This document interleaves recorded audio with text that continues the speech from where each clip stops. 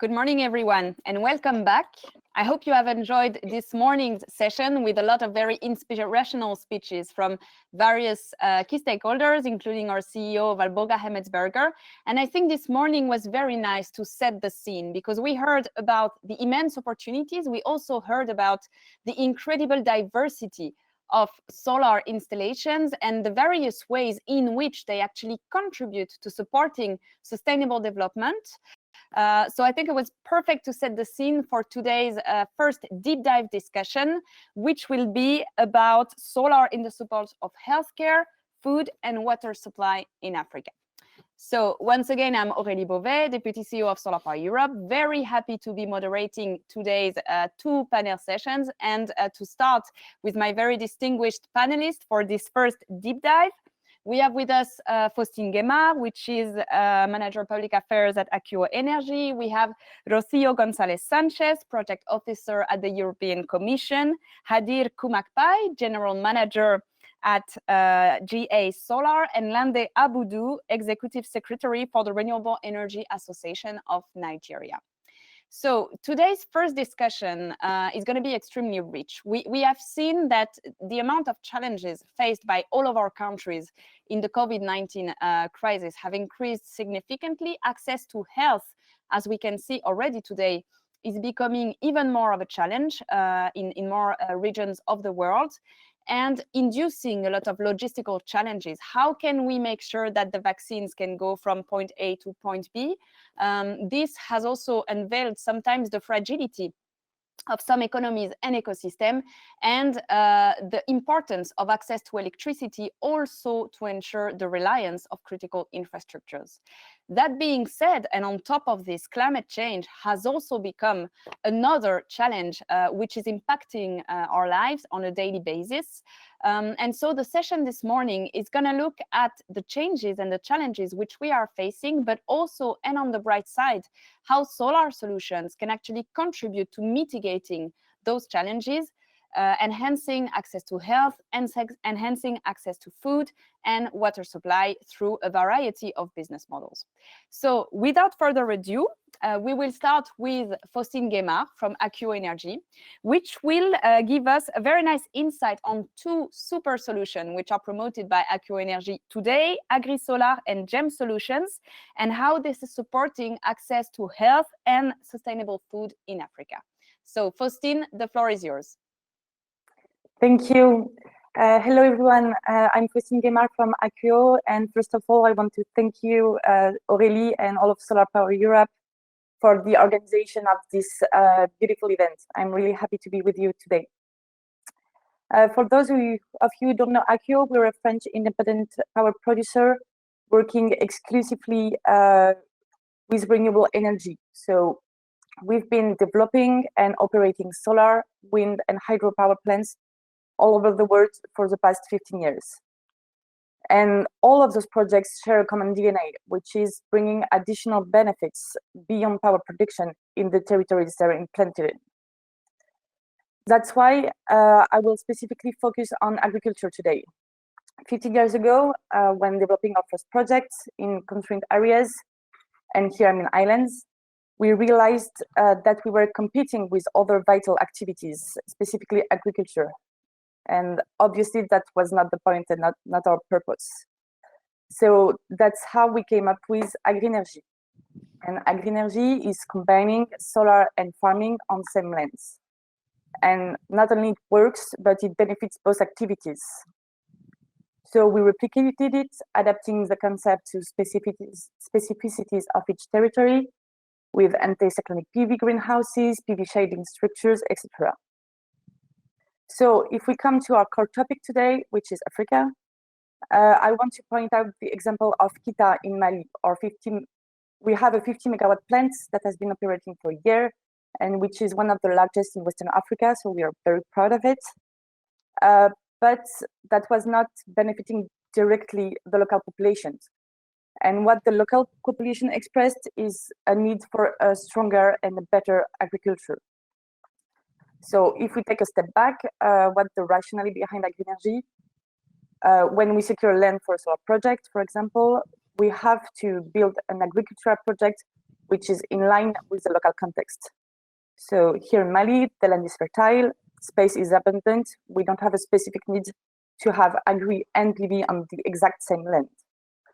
However, what's missing is really material and financial resources. And that's how the agri-energy business model has allowed to finance a 7 hectares farm for vegetable growing. So this is a project which is led by the Akio Foundation, and it includes also a chicken coop, solar wells, and all of that's allowed to make farming more efficient. So to be a little concrete, the land is located within the secured area of the plant, and the parcels are made available to women from the 8 neighboring villages. So it's currently providing jobs to 120 women, and we aim at reaching 200 by the end of the implementation. And this also goes with capacity building. So we have regular training. You can see the picture on this picture. We have experts coming in regularly to give training session on sustainable agriculture.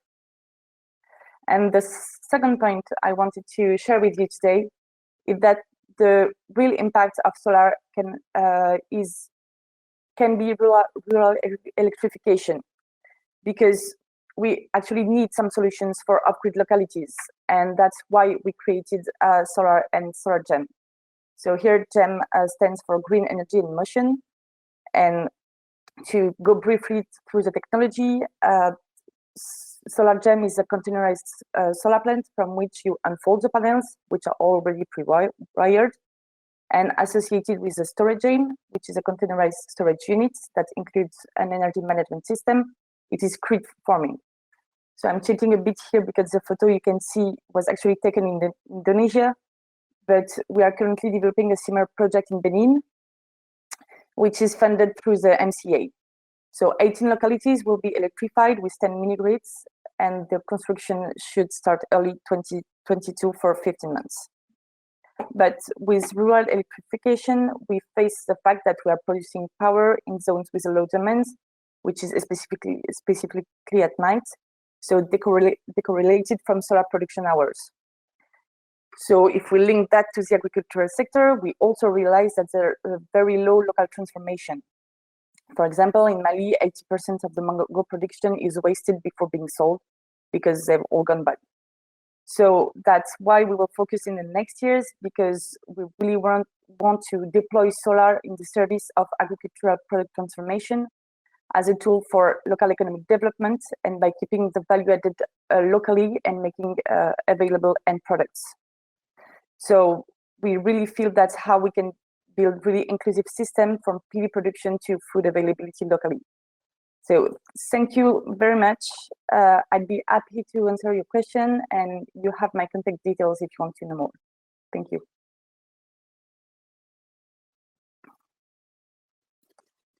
For you afterward, but it's really great to see and agri-energy, which are already proposing very concrete, actually, solutions to some of the challenges we may face. But I will look forward to diving into this much more with you afterwards.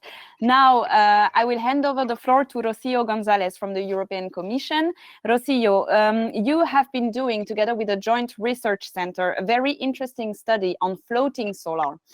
So not only the potential when it comes to Africa, and it might not be, maybe when some people think about those regions, you think actually maybe there is a lack of water, but maybe actually we should see things the way around, and how floating solutions actually can not only harvest some of the water potential that we have in some countries, but also protect them. So yeah, really looking forward to your presentation, Rocio, and the floor is yours. Okay, thank you very much. Thank you for the introduction. Yeah.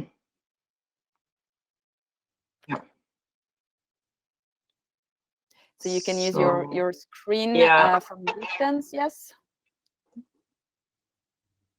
It's very high. Sure if I can pass. Okay, yeah, here we go. All right. Perfect. Good morning, everyone. So first of all, I would like to thank very much SolarPower Europe for organizing this event and for inviting me here. I am Rocio Gonzalez, and I work at the Joint Research Center of the European Commission. Today, I'm going to present a study that we finished some months ago on the floating PV potential in hydropower reservoirs in Africa. And I'm sorry, the slides go a little bit slow. Don't worry, there's always a bit of delay. Yeah, all right. So first of all, I guess most of you are familiar with the concept of floating PV, but it's basically installing PV panels on the surface of water reservoirs. And there are many advantages of this type of systems, actually.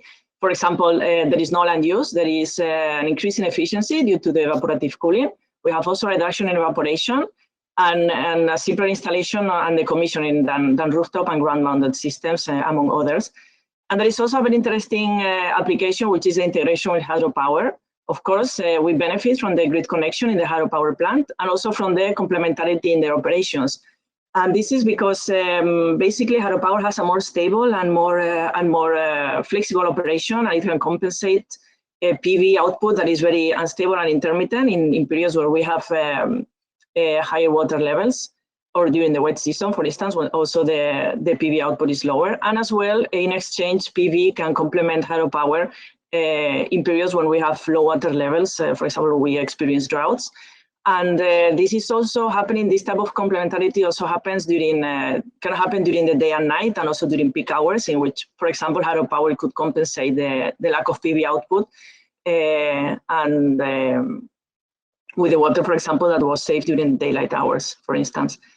Now let's have a look at what is the African context for floating PV.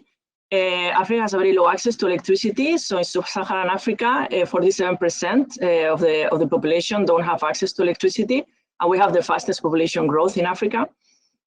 Also, Africa has the richest solar resource in the world. We have a solar radiation of more than 2,000 kilowatt-hour per square meter, and we have a look at the European Union countries. We have values between 1,000 and 2,000. And these values of 2,000 only really happening in top spots. We also have a problem of water scarcity in Africa, where 2/3 of the continent is arid or semi-arid, and they experience long, frequent, and severe droughts. And there is also a very high dependence on hydropower. We have 14 countries in which the energy mix is 50% covered by hydropower, and this percentage rises up to 70% for 8 countries, so it's quite a lot.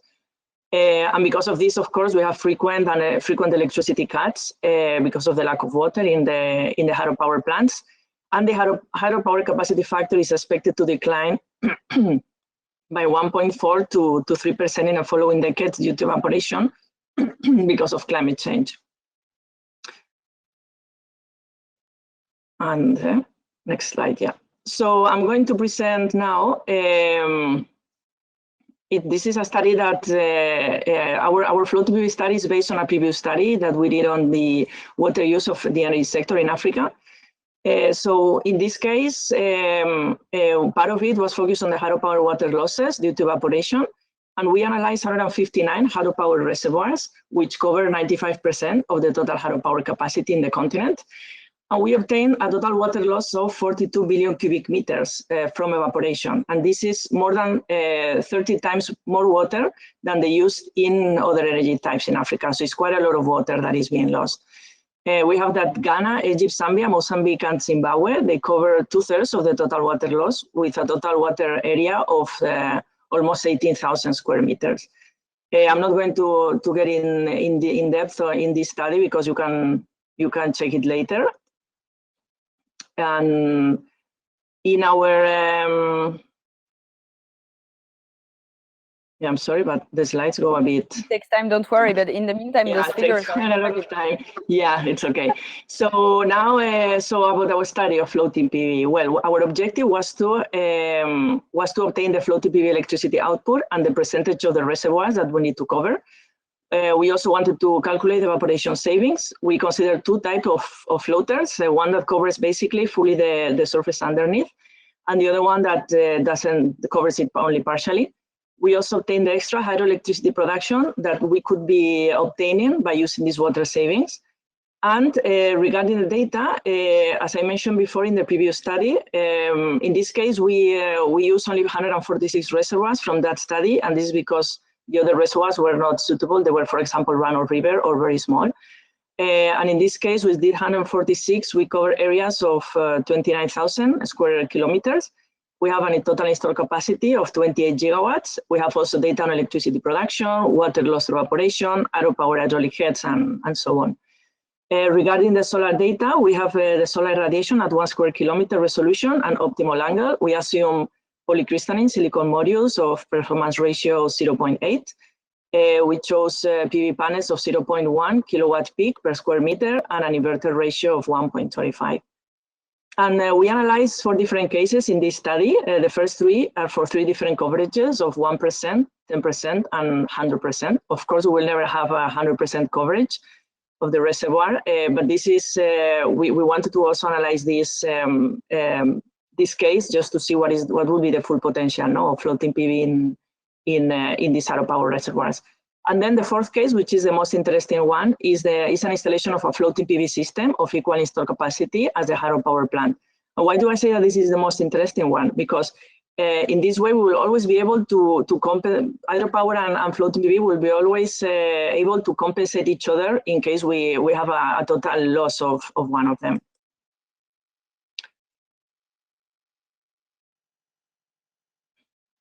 So now let's have a look at the results. The total floating PV potential covering 100% of the reservoir was estimated at 2,922 gigawatt peak. This means 100 times more the Hydropower installed capacity. And in terms of electricity production, we obtained 5,293 terawatt hours per year, meaning 50 times more the hydroelectricity production.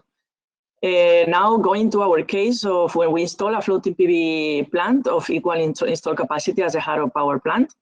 In this case, we only analyzed 108 reservoirs because the others, for the others, it was required to cover more than 100% of the reservoir if we want to install the same installed capacity of the Hydropower plant. So in this case, we obtained 46 terawatt hours per year with less than 1% coverage. And this means an increase in 58% of the electricity output compared to the existing Hydropower operation. Northern African countries and South Africa especially benefit from this installation because with coverages between 1% and 5%, we can equal or even double the Hydropower electricity output. And this is because in these regions, we have a low Hydropower capacity factors and of course also a very good solar radiation. However, of course, the other African regions also benefit from the installation of floating PV, even if they have higher Hydropower capacity factors. And with coverages of 4% on average, we can get an electricity output of more than 50%. So regarding the water savings, we obtained 743 million cubic meters that could be saved from evaporation. This is in the case of the floater, which covers fully the surface underneath.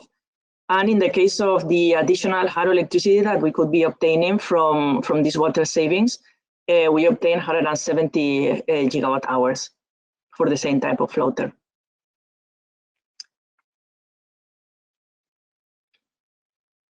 So now here 2 maps with the results. On the map on the left, you can see we represented here all the reservoirs that we analyzed in this study. You can see with numbers as well the largest reservoirs by surface area. And in this case, the size of the circle means the floating PV electricity output in gigawatt hours. And then the color represents the area, the coverage of floating PV from the reservoir. And as you can see, all the large reservoirs, they require very small coverages to have a floating PV system of the same installed capacity and to produce quite a decent amount of electricity. Of course, they are also located in regions where the solar radiation is quite high. You can see also, for example, in the Congo River Basin, instead, we have a greater accumulation of reservoirs that are more in green, which means more coverage of floating PV for the same installed capacity. And this is not only because in this region we have the rainforest, which means less solar output, but also in this case, these Hydropower reservoirs are much smaller. And on the right side, you can see the same type of map, but in this case, we represented the water savings and the electricity that could be obtained from these water savings.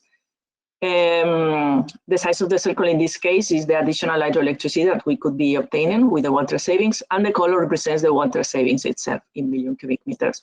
So again, you can have a look at these maps more in details in the publication that is here in the at the bottom of the slide.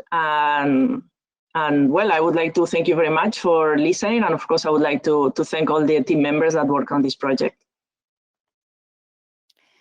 Thank you very much, Rocio. I mean, really, I have to say, when I looked at your presentation, the numbers really stunned me. I mean, 170 gigawatt hour gained with such installations, that's quite significant when you think about it. I mean, when our own forecasts for sub-Saharan Africa from now to 2024 indicate that the untapped potential maybe, or the growth forecast is about 20 gigawatts. So when you put all of this together and you look at 170 gigawatt hour of gains with such a business model, I think that's quite impressive. And I know that Faustine Accio Energy is also doing floating solar, so we'll definitely go back to this technology afterwards in the discussion. But now we've looked at maybe some of those solar solutions which might be a bit more innovative. We would like to also see whether more regular solutions, actually, because solar solutions are so diverse. And Hadir, so GS Solar, you are involved in a lot of projects in the whole African regions. I've also checked, of course, the presentation, and I mean, also amazed by the diversity of the business models and the projects that you're going to present to us in a few seconds. So handing the floor to yours, and if you can tell us more indeed on how various solutions that we see on the solar side actually contribute to supporting socioeconomic benefits, job creation, and local development. Sure. Thank you, Aurélie, and first of all, greeting to all the panelists and the listeners. And as I said, my name is Hadi, representing GS Solar, and I will try to share a little bit insight as you request on African market. And based on what we have seen and what we believe, I will share how solar could improve Africa continent well-being. There is an author called Odin Herd who said thousand people have lived without love, but you can see no one without water, right? So water is a kind of essence to our humanity, and the right of healthcare, food, water is considered to be the basis of social economic justice and equality. So there are also a lot of, I could say all those three elements are vital for humankind. And that said, if any of them is missing, the life of humankind is directly exposed to a danger, and he or she could try to escape to that from that situation. So I will touch base on one particular phenomenon that we all know, which we call the migration. All animals has an instinct of migrating from one place to another as soon as they cannot access to their original place. They need to have a decent life. So that is what we have seen with the bird when they travel like 3,000 to 90,000 kilometers away from the place, just to find a warm place to live, water, or maybe to find a food. So the only difference between us and a human is like they don't have a barrier across borders, so they can fly anywhere. But and from this table, you can see, for example, Uganda is about 68.1% of people migrating from rural area. And when you take, for instance, Burkina Faso, it's about 58.6% migrating out of the rural area to another country. So that number rings a lot when you look at it. The reason of migration is diverse. As part of the insecurity, maybe political stability, the war that we all know, we have the global warming, which has a severe impact on environment, affecting equality, creating severe weather conditions, and increasing the wildlife extinction rate. We have seen a lot of animals has been disappear from our nature, which is kind of alarming, right? So also we have the lack of access to quality food supply, water, health, which increase the rate of disease and impact on health condition, and also on malnutrition, which increase the death rate, especially of the infantile death rate.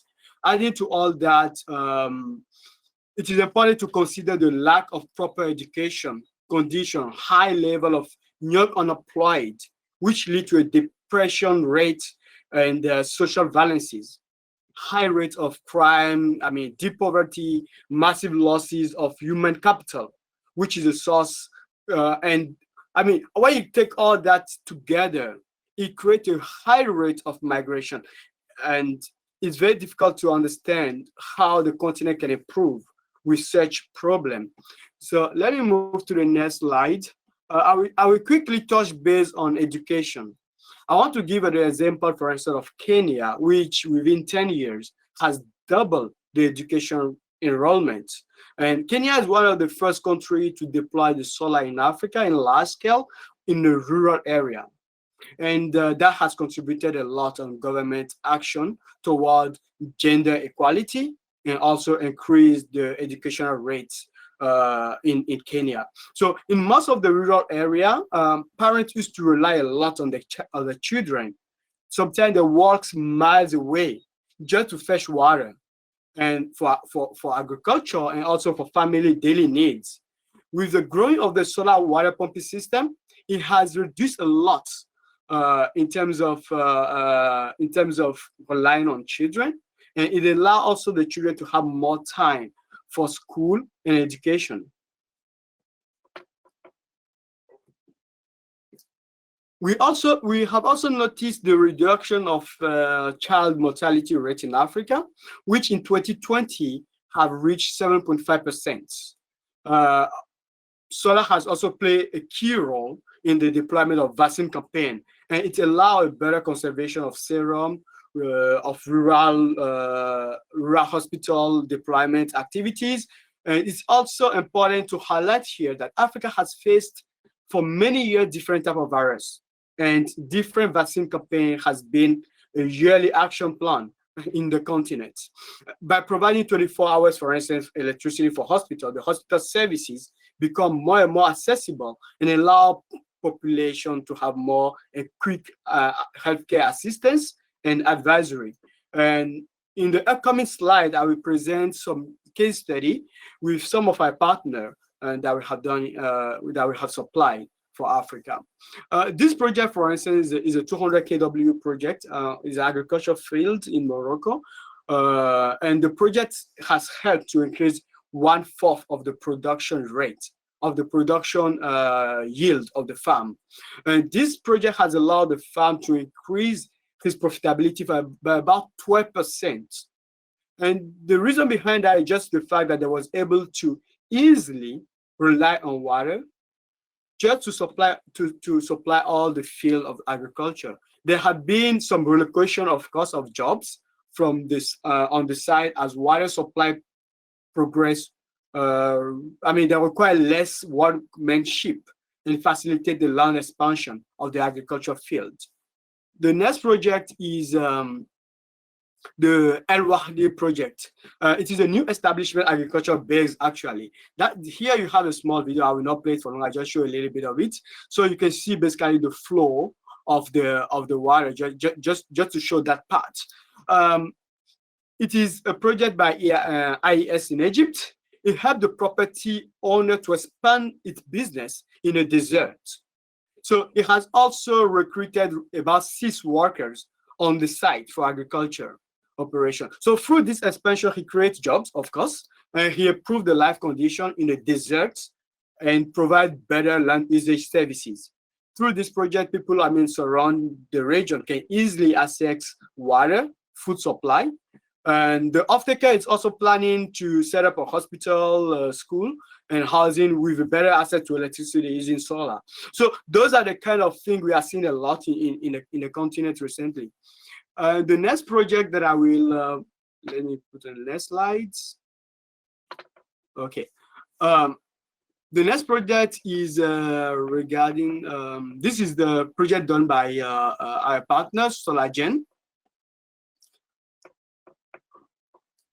And this project has quite a specific, it's a mini grid project.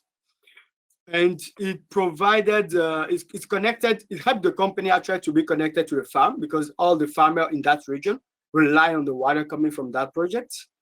And also it had about 24 hours accessibility for electricity accessibility for schools and for the hospital nearby. Obviously, the water that had been supplied by this small, not big at all, but has been a lot of help for the hospital. So one of the last project that I just want to touch base on is the hospital project in Nigeria. This project, for instance, has been done by a company called Haven Hill, and it's an ensure reliability power supply for the Bespoke hospital, and it's allow better planning, because before in that region it was very difficult to plan the meetings and access the hospital, meeting the doctors. So with the power supply, they was able to really make a better planning in terms of supporting the population around by, and give the hospital better services to the customer. So so far, I mean, we have seen a lot of agriculture projects, I can say, in Africa for the last years. And as per as a UNEP estimation, for every 10% increase in farm yields, there has been estimated about 7% reduction in poverty in Africa. And solar is the fastest and most efficient way to do so, at least at this stage. So talking about JS Solar, I mean, the company since 2005, between 14,500, 63 gigawatt deployed as per as Q4 2020. The company at the moment has launched a lot of patents, 111 industrial patents, 816 developed authorized patents worldwide. So far, what I can also say is that we are working now on, let's say, a containerized solution for a customer where we deploy our new products. And that project will also be deployed in Ghana, in Sierra Leone shortly. And also talking about the floating power solution, we just applied a floating power solution in Ghana for the buoy power, which is one of the great ones. Actually, I saw a great presentation from Sanchez, which is a great one, and we believe that solar will be the next one moving forward in our industry. So that's for me. Thank you. I pass you back the floor. Thank you. Thank you very much, Hadir. I mean, great, really, really inspiring project. I think it really shows as well how the versatility, hard to say, of solar solutions is really one of the key success factors. I mean, this ability to go really closer to the needs that we are encountering, depending on the landscapes, depending on the situation, the socioeconomic area. And it's really striking to see the diversity. I mean, just between Faustine, Rocio, and your presentation, the diversity of solutions that we have just seen, it's really impressive. And I'm looking forward to also further discuss with you afterwards how those solutions can concretely touch the ground and expand even further, and maybe what are the challenges which we need to look ahead in order to develop them. And talking about the ground and about projects which are happening very concretely as well, Lande, you're Executive Secretary for the Renewable Energy Association in Nigeria. So you are very much driving those projects and this transition yourself in your country. Can you tell us a bit more actually about how in Nigeria those solutions that we've seen are potentially developing, and what your association is doing to really support that and make sure that we can reap the benefits in your local communities? Lande, the floor is yours. Thank you. Good morning to everyone, my fellow panelists and all the attendees. It's a great opportunity to share what's happening in Nigeria. And following COVID, as we all saw, we now realize how much solar energy and renewable energy can be a solution, a lasting solution for us in Nigeria, in Africa, and all over the world. So as has already said, I'm Executive Secretary of the Renewable Energy Association in Nigeria. We currently have nearly 140 members, all developing various renewable energy technologies, mostly solar, and all working across board in healthcare, education, and providing solutions, you know, all over, which we realize that we need. So why are we even talking about this? Why are we having this conversation? Well, there's a bit of a delay on the slide, but essentially the challenges that we have. If there's no access to power, there's a very real reduction in socioeconomic power. to use the same word. So you need access to energy to boost everything. It helps the youth, it helps rural areas and in industry and obviously social welfare. So that's the challenge. In Nigeria currently, we have over 80 million Nigerians, which is about 43% of the population, who have no access to the grid. So as I said, that's one of the challenges. That's why we're having this conversation. And that impacts very negatively on the whole economy. You cannot grow without access to energy. So where do we seek solutions? This affects healthcare, this affects everything. And I've said here, sorry, I'll just go back to the other slide to be able to put it in context. Just a second, please. No worries. I know it's not super easy, especially with the There's delay. Slight delay in the slides.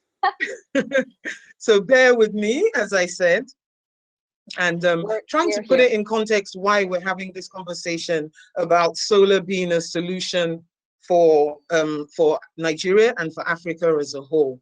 So what we found is, you know, one, oh dear.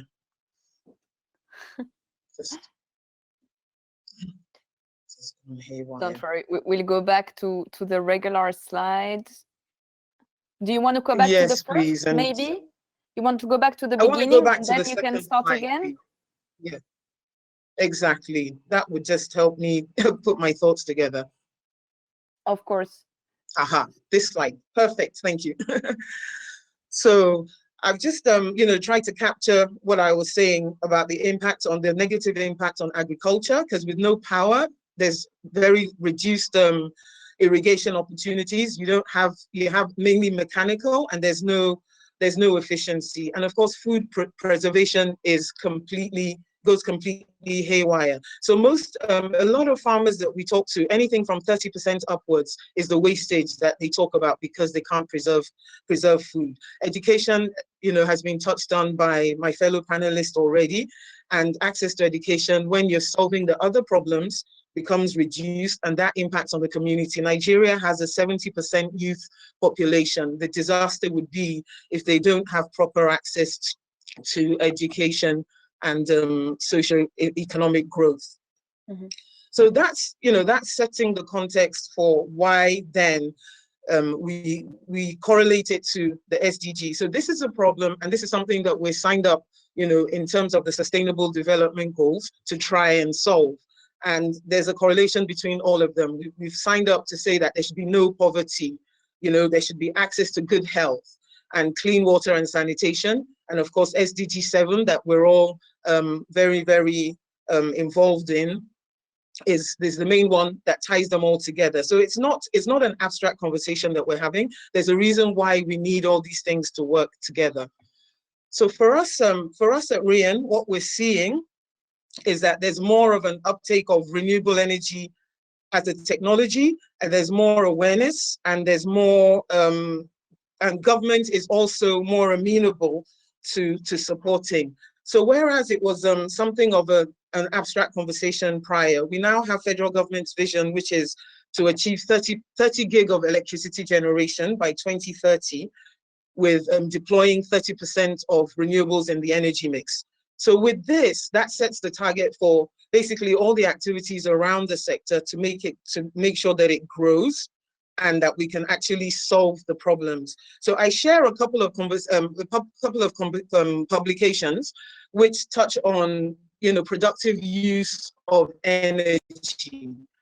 One of them, as we are discussing here, agriculture, and seeking solutions using mini grids. And I shared the link, and I can always make that available. It's a very good study to look at because it does case studies of Nigeria with different crops and how we can actually increase yield and solve preservation. The other publication speaks to healthcare, primary healthcare. There's about 30,000 primary healthcare centers in Nigeria for the 200 million strong population. So without access to energy, as has been previously mentioned, vaccination uptake can be poor, and maternal health is affected, and so is child mortality.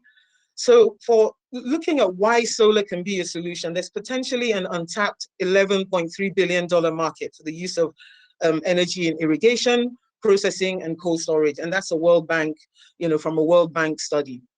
Again, the World Bank director speaks to what we're talking about today. Improving access and reliability of power is absolutely key to reducing poverty and unlocking economic growth. So this is a conversation we must continue to have to deepen strategies to ensure that we do deploy these solutions. So we found that this has a direct correlation on the quality of health of the citizens, and a healthy populace obviously is a productive one. So this is to focus on, the economic uses and how the social value systems can be encouraged by having, access to energy, both in the healthcare sector, education sector, and in agriculture.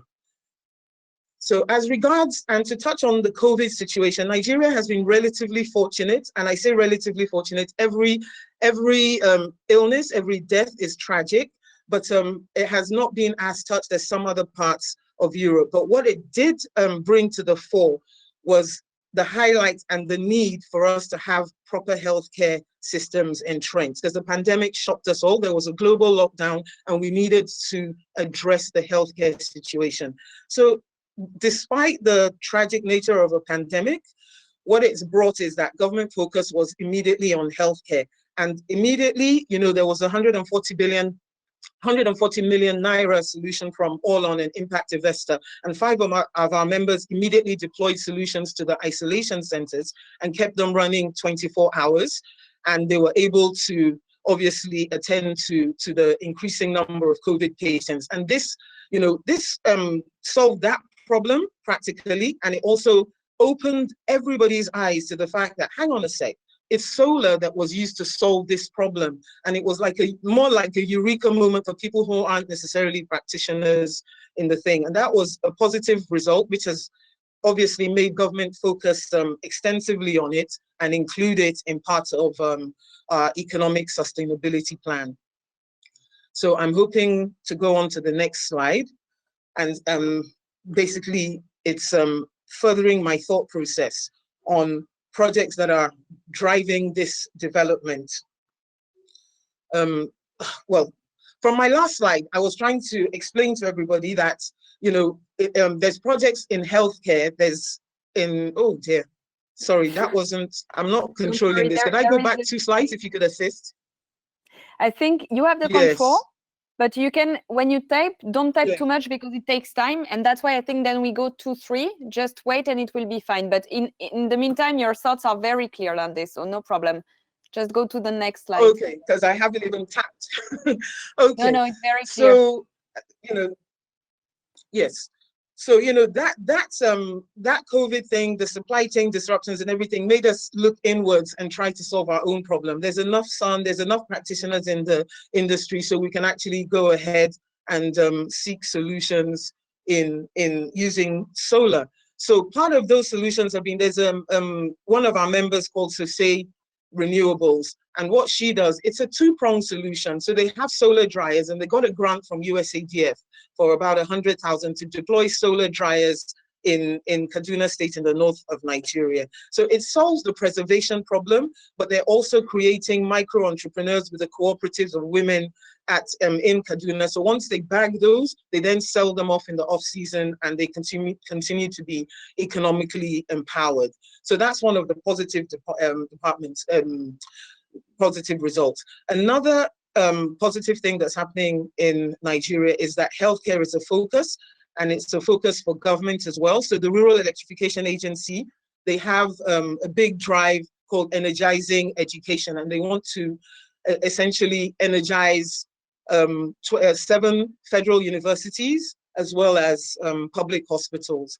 And on the private sector front, I put here 2 examples of primary healthcare centers that Solar Solutions has now generated. In one part, 3 kilowatt power daily, in another 18 kilowatt hour per day. And that's it's now giving them 24-hour light. And there's basically the women can come into the center and give birth not under torchlight, as used to be the case, unfortunately. And those kinds of things are solutions. Looking at also solving problems, we think access to finance obviously will help the scale up. And that's part of why we partner with various organizations to ensure that members can actually access finance to scale up their operations. And one of them is a C&I solution, essentially a commercial and industrial solution. And we partnered with Sunref to be able to work directly with Manufacturers Association of Nigeria for them to provide renewable energy solutions for commerce and industry. And that's quite a big one because they have about 30,000 members. So they're driving manufacturing in Nigeria. And then I have to mention Solar Sister, of course, because they have their model that works. And their model is about creating sustainable businesses, especially in rural areas, for women to become micro entrepreneurs and to spread the word about solar. So that's that in terms of members driving projects, and it cascades into the whole population.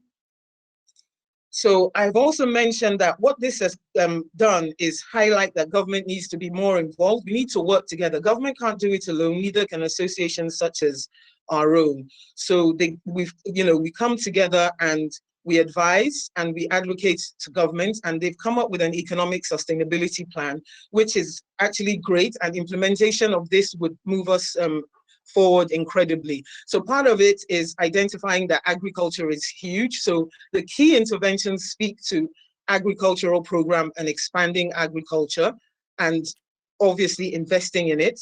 There's a solar power initiative, which is quite exciting on its own, because there's approximately, it's 140 billion naira facility, and the target is to solarize 5 million off-grid households, which should impact about 25 million people. So that's huge for us, and government is very much enthusiastic about this and willing to invest in it. And also at the same time, look to solving the problem of manufacturing, boosting local content, local capacity, so that we can actually do this stuff, for ourselves and by ourselves.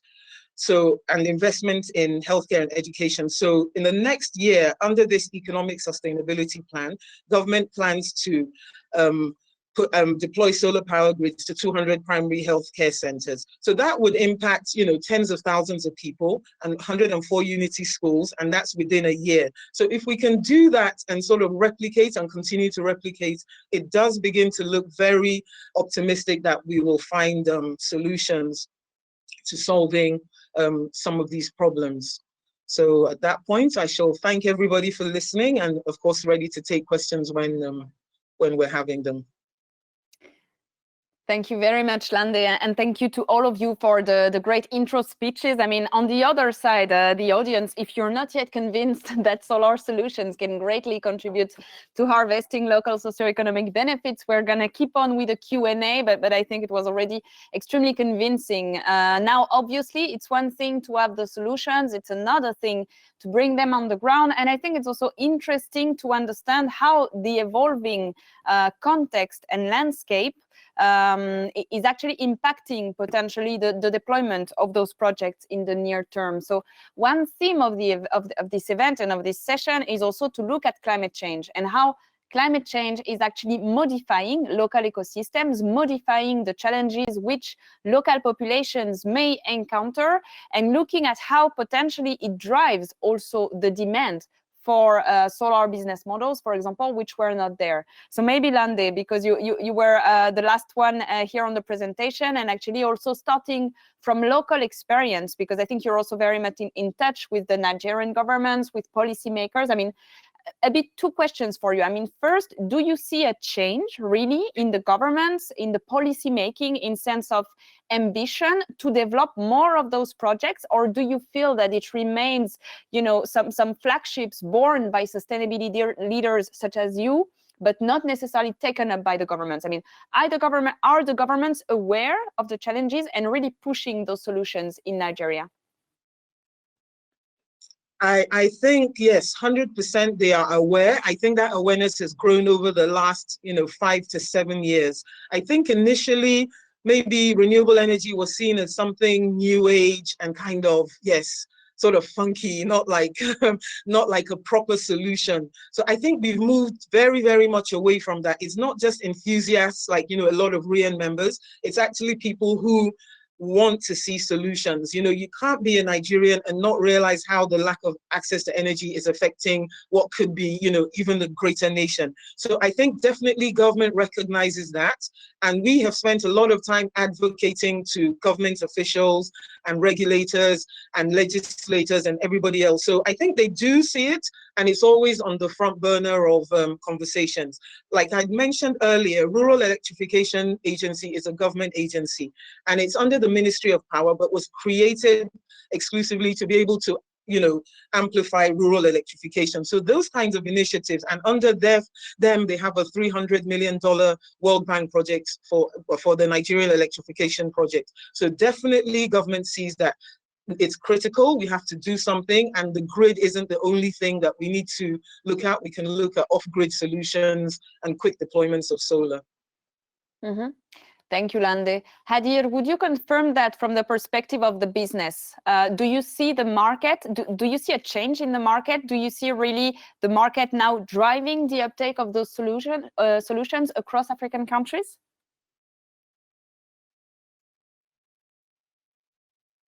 Hadir, can you hear me?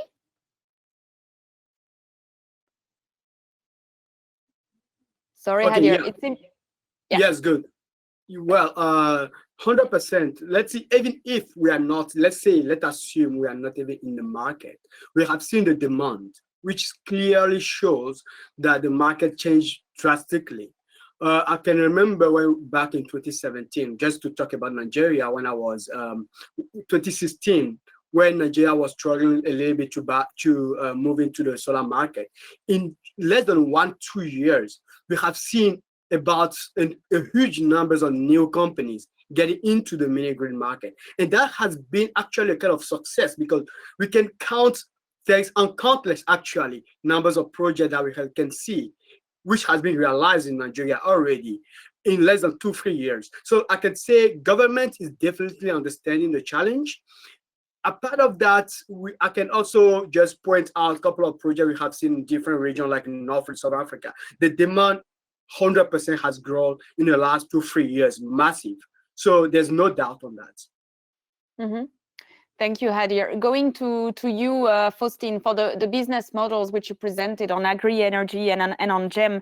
I mean, is it indeed also expanding? Because that's newer kind of business models, that's not necessarily traditional solutions which we think of. Is it expanding? And do you see climate change, for example, becoming a driver for those business models? Thank you, really. To answer your question, for GEM, it's definitely expanding. There's a strong will and need to develop decentralized renewable energy, as the grids are not always there in some remote localities, and in some parts it doesn't make sense to have the grid coming because it's too remote. So off-grids do have their relevance as such. So definitely. For agri-energy, it's starting. We hope it's expanding also because it can have some services towards climate change. Specifically, if you take the example of shading structures, they can help retain water in the soil where there are significant droughts. So it can be really useful. Today, we are looking at different projects that would really use the solar panels as in Africa, I mean, as tools for the agricultural part. Mm-hmm. As for climate, apart from what I've just said for agri-energy, I'm not really sure climate change is really seen as a driver for solar development, but the good news is that the development is driven because it's relevant business-wise, and it's competitive, and it's a relevant way to produce electricity. So I guess the business makes it win. So I guess that's how we could say that. I think that's indeed a good news, Faustine, because those that might not be necessarily then agreeing with the fact that climate change is happening, then at least might be sensitive to the cost competitive aspects. Yeah. And I think it's also, of course, important to highlight this in regions where indeed access to electricity is already an incredible priority, and where resources are scarce, it's very good news to see the competitiveness of those business models going forward. Maybe to close a bit the climate chapter, I have a bit of a question for you, Hadir and Rocio.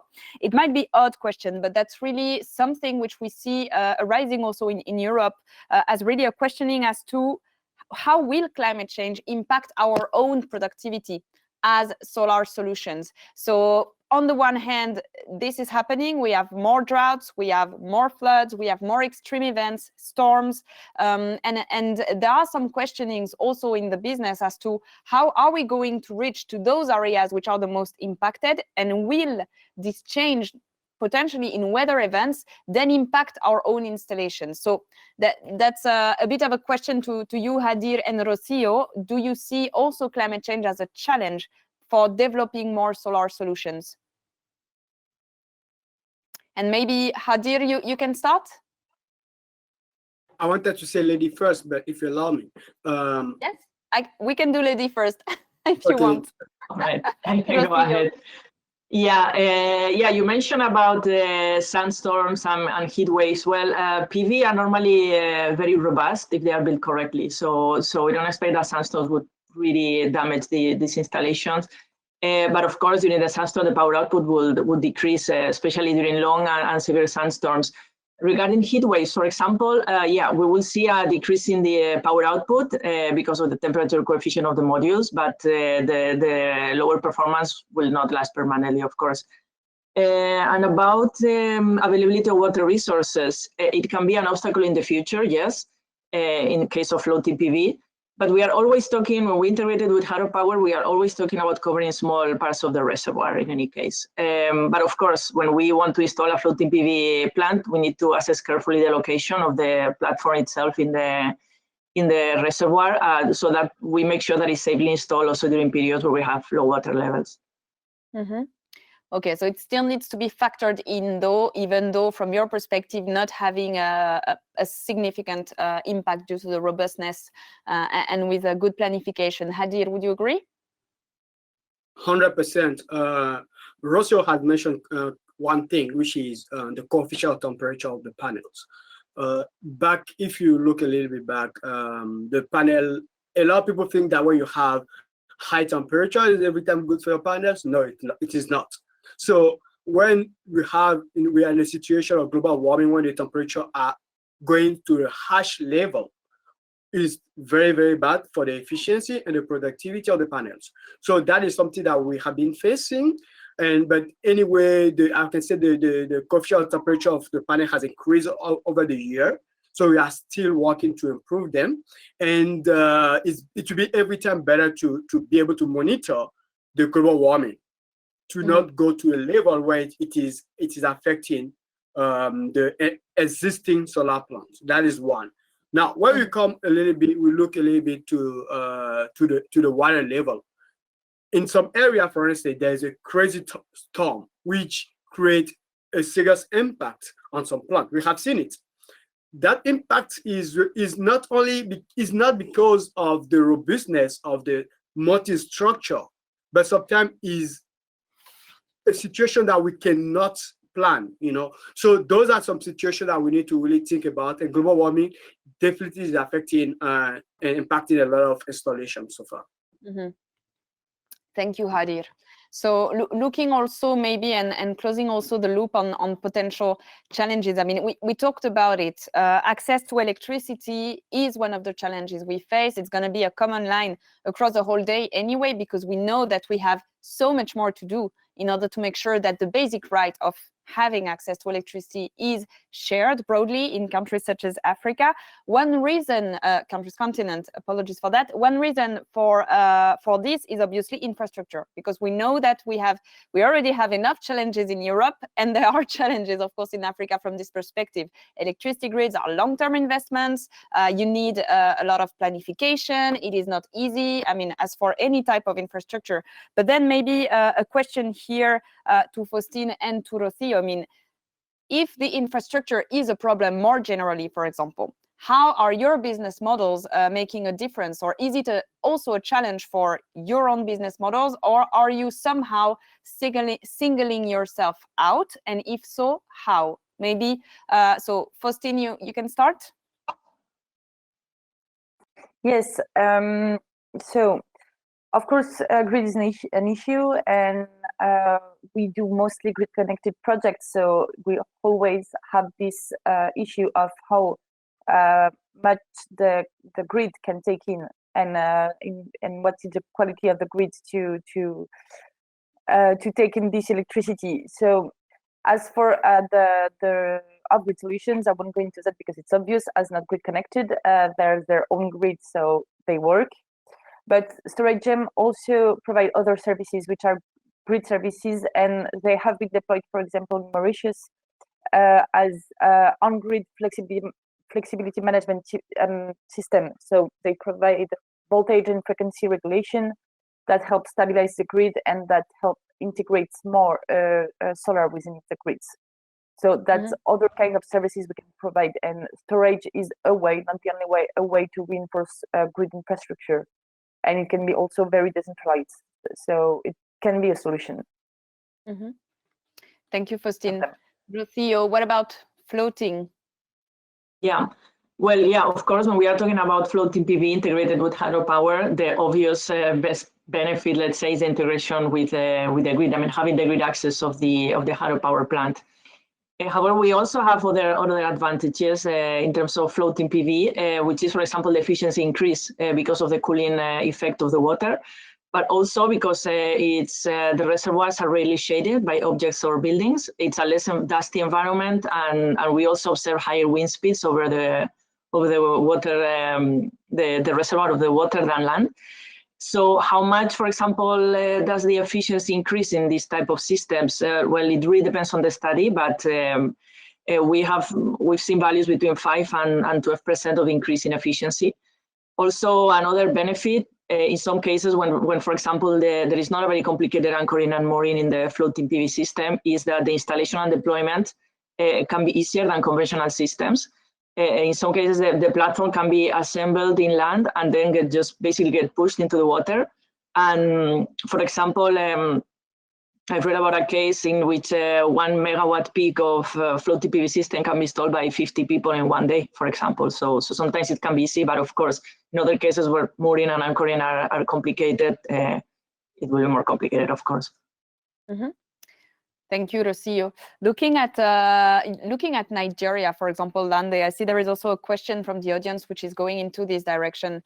How is the situation infrastructure-wise, but also how is the government addressing this? Do you see some progress, or on the other hand, do you think that it's more solar business models that will have to adapt to this constraint, or do you think we can see progress on both ends, developing more projects, also decentralized and off-grids, but also getting those investments in infrastructure done? How do you see the situation? Yeah, I think it has to be a combination of the two, because so the grid is aging and there's only so much you can do to an aging thing, and it would cost trillions in investment to expand it at the rate we would want, and still not reach enough rural areas. So I think it has to be a combination of off-grid solutions and more investment into the grid. So there's a recent government partnership with Siemens that's going to take care of a lot of the grid issues, and that's on the one hand.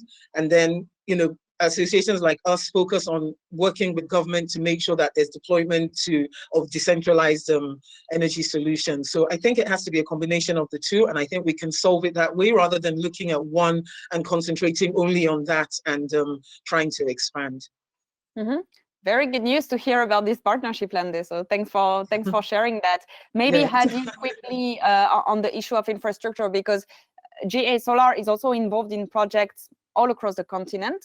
And maybe if you could give a market perspective to that, do you think, how do you see the contribution of the various business models? So we know that solar supports local development in many, many ways, but in terms of which type of business models, how do you see the breakdown between utility scale, which might require stronger infrastructure, decentralized, and off-grids?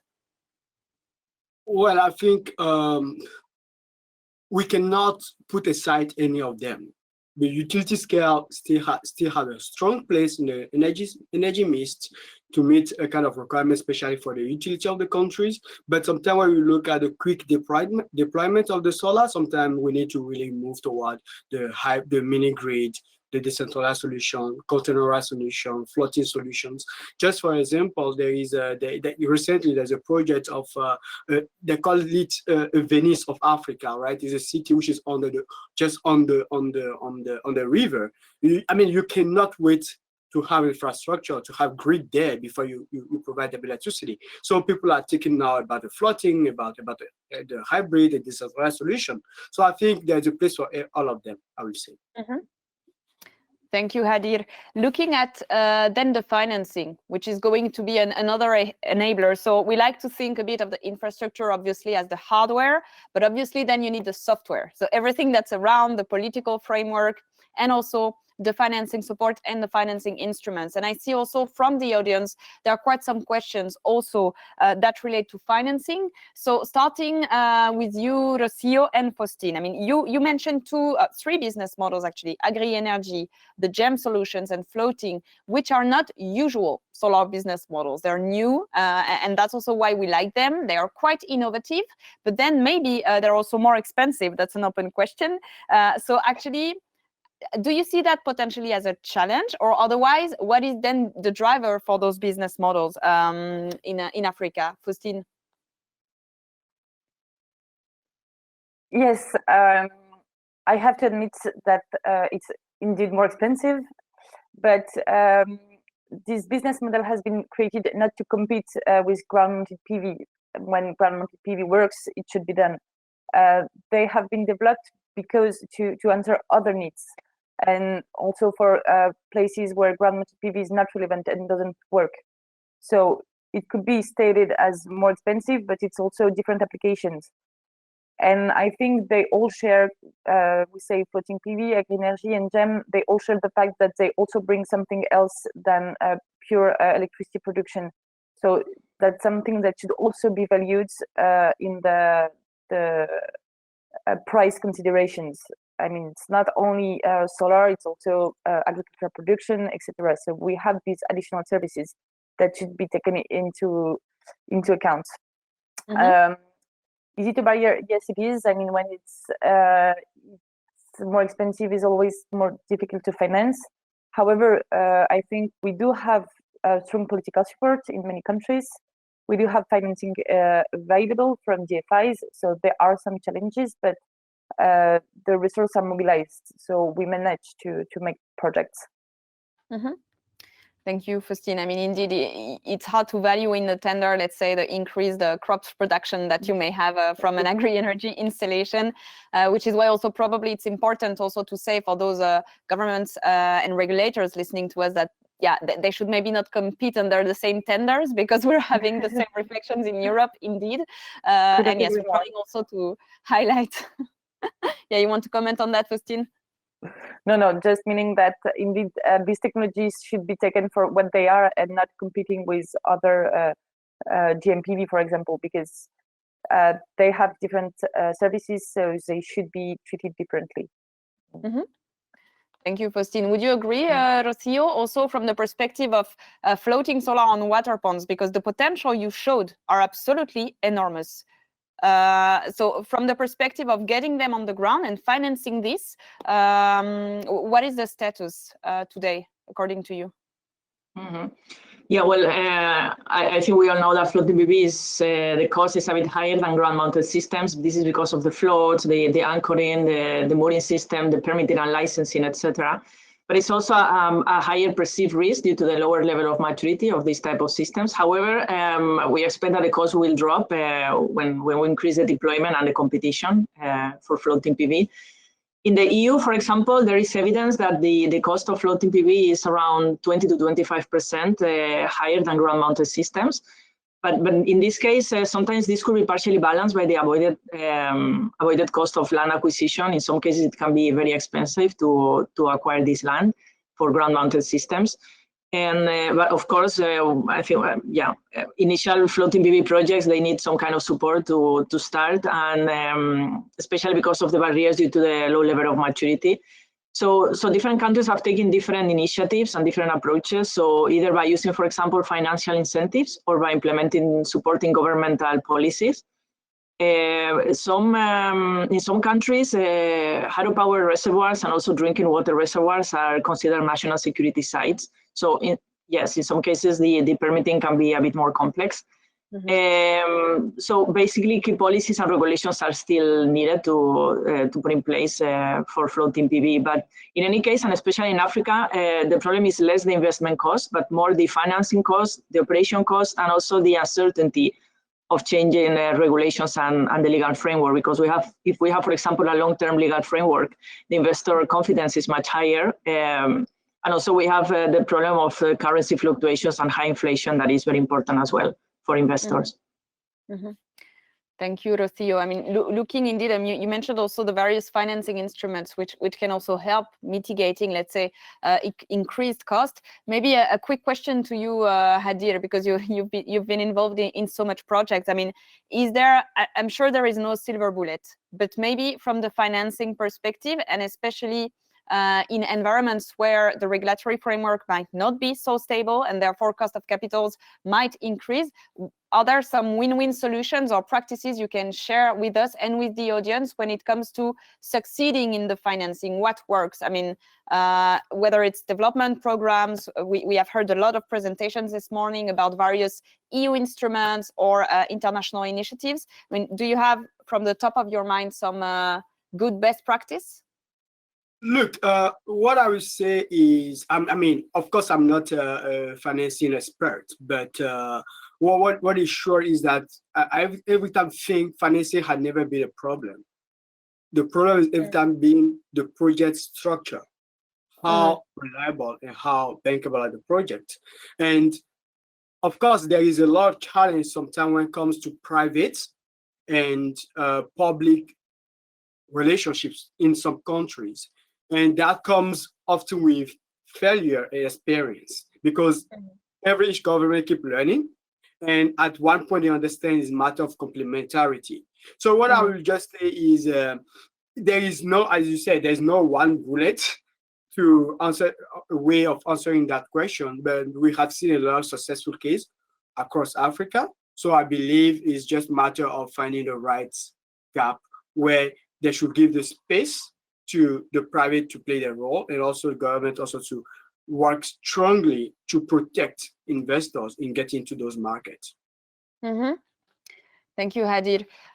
Lande, I think also some of the business models that we've seen, notably with agri-energy, we see a very strong link with population, and it's true that, I mean, even in Europe, sometimes either you get the impetus from the government, either you get the will from the ground, from the citizens. And in the audience, there is a question about energy communities. And it's true that we could think, you know, okay, maybe if financing is not there, maybe if exchange rates are not so stable, at least from the ground and from the communities initiative, such projects could see the light. How do you see that in Nigeria? Because energy communities, it's quite new. Even in Europe, we struggle a lot sometimes to identify what it means and put in place the right approaches. Is it something that is happening in Nigeria? Yeah, I'd say in an informal way. So there's no label on it saying, oh, this is an energy community that did this. But one of the examples in my presentation was actually a deployment of solar to a primary healthcare center.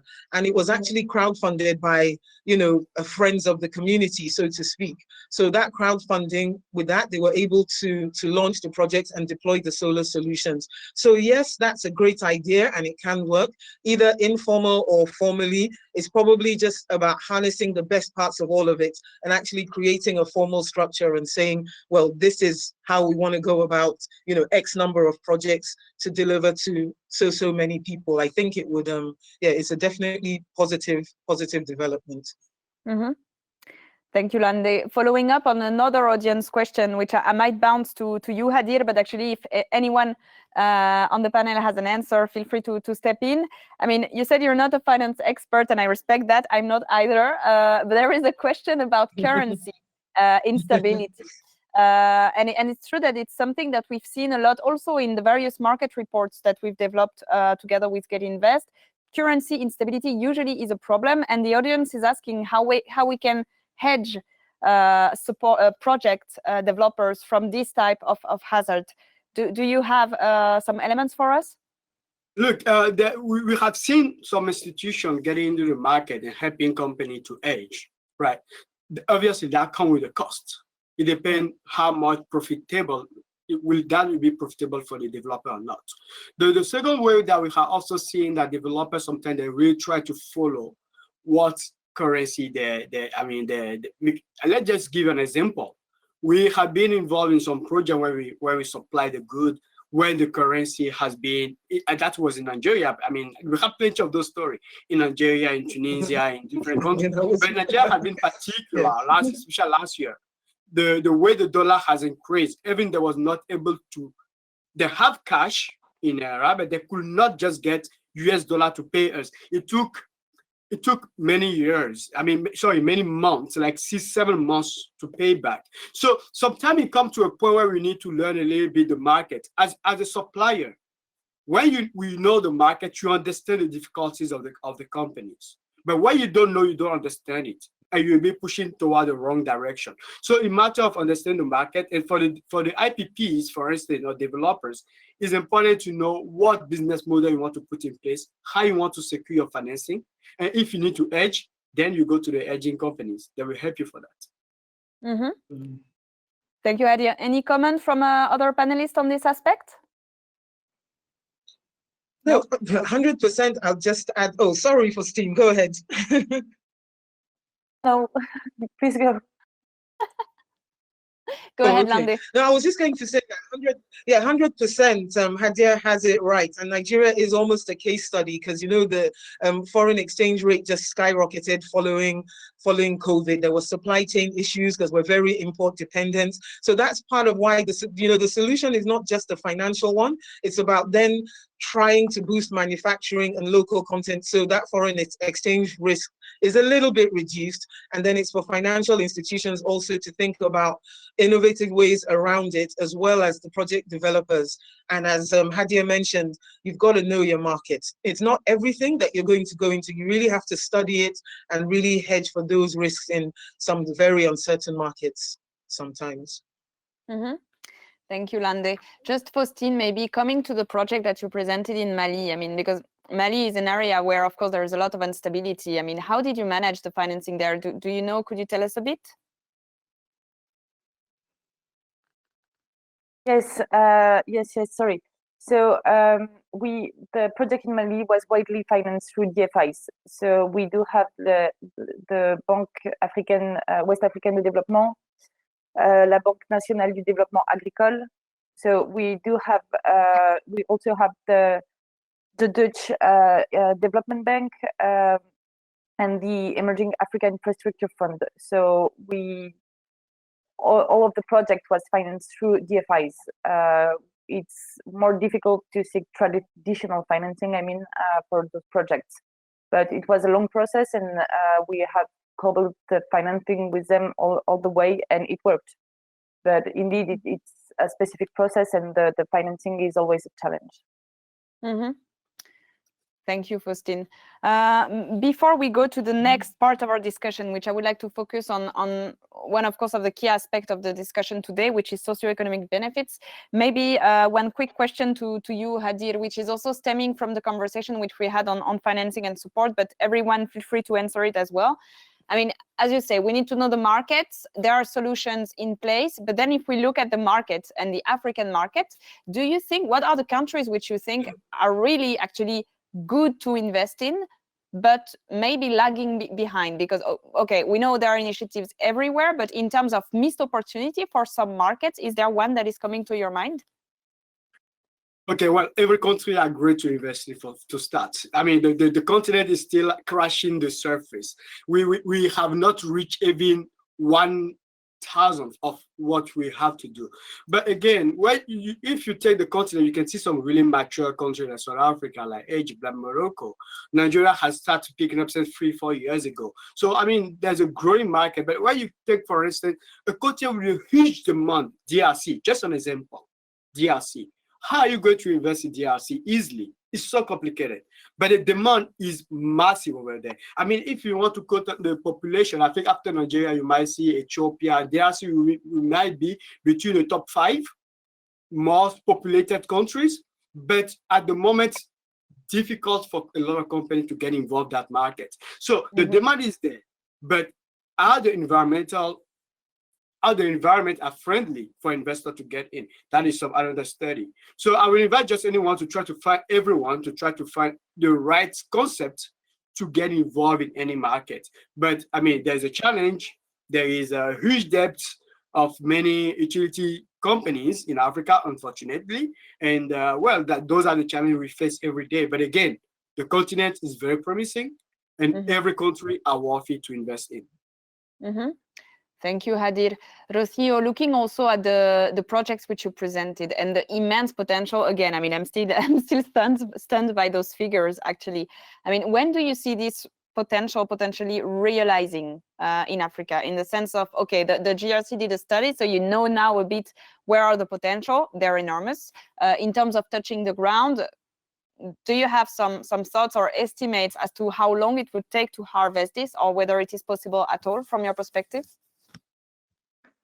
Well, floating PV is still in the very early stages, even in other countries. So basically, we are seeing it happening a lot in Asia, but I think it's still going to take quite some time to be implemented in Africa, especially because of the difficulty of the market. Yeah. So yeah, okay.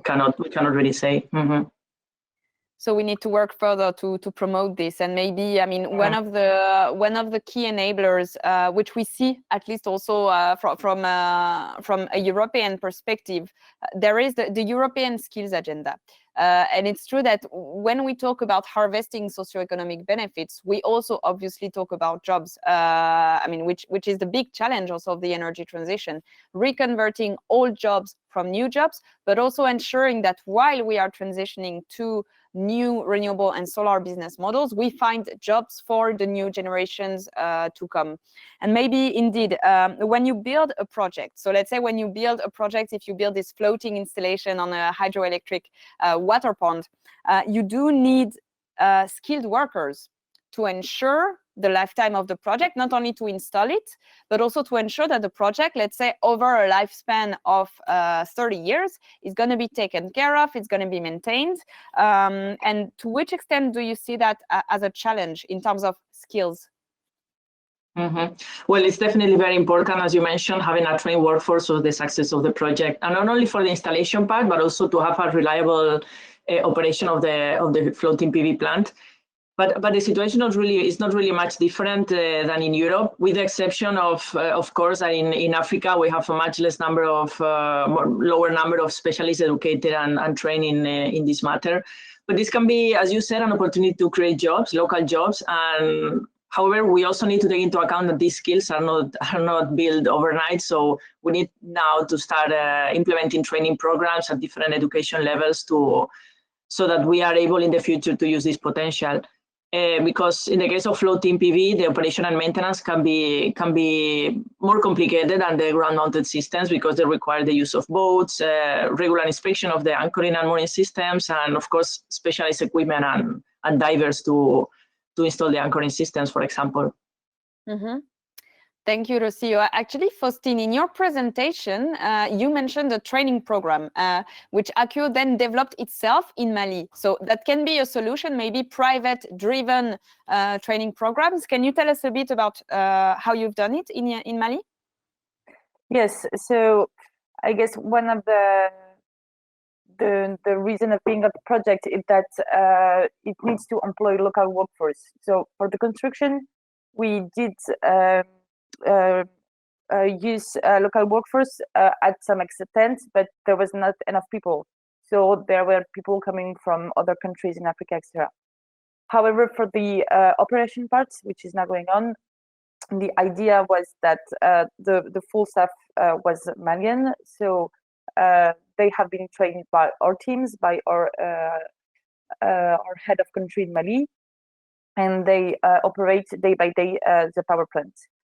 And on the side of that, we also, not for the solar part, but for the agricultural part, we also have training programs to make the farming more efficient. And for that, it's a project that is led by our foundation, the Accio Foundation.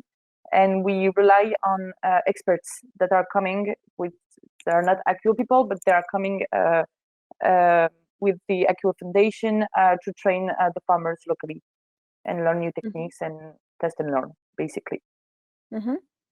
Thank you, Faustine. I mean, that's very interesting and very laudable as well to see then private companies also personally engaging into ensuring that the workforce is local and is trained. So that's really a long-term investment, a long-term human investment also for the local regions.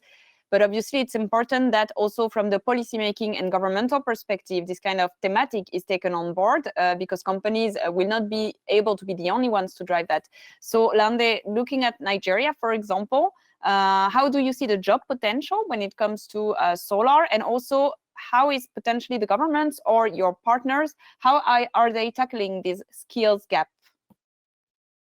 Okay, I see, yeah, there's huge potential, which is one of the advantages of new solutions and deployments of solar increasing. So under the scheme that I mentioned, that government is doing 140 billion naira, which translates to about 300 million euros. So under that scheme, they're looking to create 250,000 jobs. So, that's huge over the next, 1.5 years, 2 years, if they deploy those 5 million solutions. So they understand the potential and obviously the need to train people. So government has a power training arm and there's a renewable energy division of it, which Rian is involved with, also advising on our members, about scaling it up and ensuring that there's a skilled workforce. And more importantly, there's a transfer, because over the length of time, of the projects, they're going to need stuff done, technical stuff, non-technical stuff and support. So it's very key. It's a key part of policy for government now, and it's a key part of what the rural electrification also do. So across board, we also, and government can't do it alone. So we also, as an association, we offer training, in partnership with both international developers, development agencies like USAID and GIZ, as well as our members who have academies and they train. So some members are focused on, technical skills, acquisition and installation, engineering skills. Others are focused on, gender inclusion, social inclusion. So people with disabilities, gender, they get scholarships to train at the academy just to empower them and to create jobs. So yeah, very key, and it's a key focus for us as an association working with government. Thank you very much, Lande. And I mean, Hadir, there is another way to say ladies first. It's to say men's last. So maybe I just give you the closing word. And actually, I plan a little question for you. We've heard a lot of things, and I think it was extremely rich. We see the solutions are there. We see there is appetite, there is financing. Of course, there are challenges, but I think we can see the willingness from associations, from the commission, researcher, project developers, suppliers. Hadir, what do you think if there was to be one game changer, in really, because you say we scratch the surface, what can make us go beyond the surface and really harvest those solutions? One word would be policy. If I need to say one word, why policy? The reason behind that is whatever challenge we have been facing has been more regulated in a way that sometimes it's very difficult to get involved in the country. I understand that, I mean, Africa has faced for a lot of challenges, but I can say really comparing to years ago, have done amazing job. And we have seen a lot of successful cases. So the willingness of every financier investors, from World Bank to European Union to different DFI, you can see all through the year they have put enormous money, and a lot of African governments start to understand the need. The question of electricity is not only about the business of the electricity, it's about changing the life, give better life conditions to people, empowering the people, allow people to be able to grow and to grow in their business and to allow education for the continent. So I really believe when policymakers understand that energy is just the booster of the social, the cultural well-being of the people, there be a changing. And that's a game changer. Mm-hmm. Thank you very much, Hadir. I think that's a perfect conclusion. Thank you so much, really, once again, to all of you, our panelists, Faustine, Rocio, Lande, and Hadir. It was extremely insightful. I hope it was as insightful also for the audience. So we are reaching the end of this first deep dive about how solar can help support access to water resources and health in Africa. Don't hesitate also to go check our Solar Success Stories podcast on the website, because I think those success stories also very much illustrate what we just discussed together with our great panelists. So once again, thank you very much to all of you. And to the audience, we will meet in 30 minutes. So that's not so long from now. You have a short time to relax, eat food, and come to us with a lot of energy. And I myself will have the pleasure to meet you again for the second deep dive session on green hydrogen in Africa. Thanks a lot, everyone, and to all, see you very soon.